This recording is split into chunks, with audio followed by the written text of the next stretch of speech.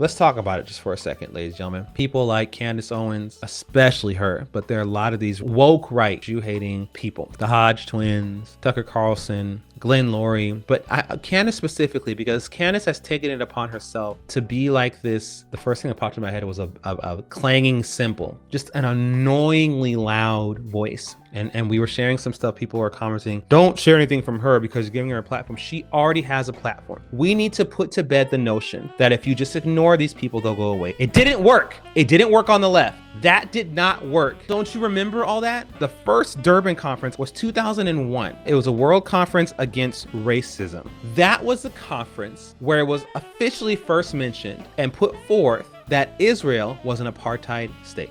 What was the general reaction of activists, pro-Israel, Zionist activists? Just ignore it, it'll go away. My wife is a Black South African. About 70% of the booking requests that she gets to speak at Pro-Israel events are, can you talk about why Israel's not an apartheid state? Do you want me to talk about the Africa-Israel relationship, or what's the developments going on in Innovation Africa? And can we talk about in the 60s and the 50s when these African countries were gaining their independence, how Israel was right there helping them build their infrastructure? No. Talk about why Israel's not an apartheid state. So for a long time, my wife, Olga Mishway Washington, was the apartheid girl. Why? Because they don't know what to do, because this thing has grown into a behemoth that they thought was nothing when it first came on. I'm saying all that to say, please stop saying, just ignore Candace and she'll go away. That did not work. It will not work. She already has a big platform and we have to call her out. Not to mention the fact that usually the people who are saying that are just so hurt that she's a Jew hater, they don't want to think about it. I'm sorry that it hurts your feelings, but we have to call it out for what it is. No matter who it offends. You don't mind us calling out Farrakhan. Okay, she's a little female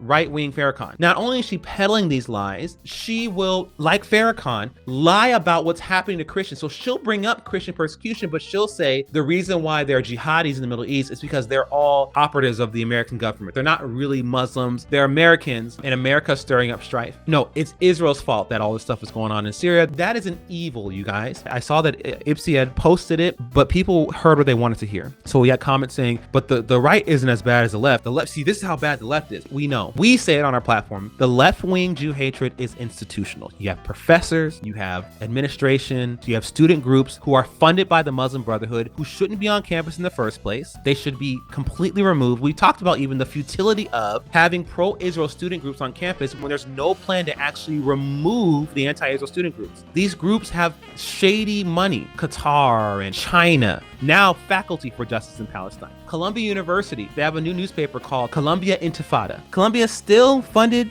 by our taxpayers, still gets tax exempt status. I remember when it was a huge debate for a while when I was in college. Oh, so churches still have tax exempt status because they say things that are hateful and we don't like that. What about Columbia University? A lot of these universities have tax exempt status while they harbor people who are trying to destroy our country. Yes, so what's going on the left is institutional. My point was the right is going to be just as big as the left if we make the same mistakes as the ones on the left made. One of the cardinal ones was leave it alone, it'll go away. So you had moderate Democrats saying, the squad, they'll be fine, whatever. They'll get in line and everything will be fine. Nope, squad grew. You had the Democrats, the moderate Democrats saying, it's fine.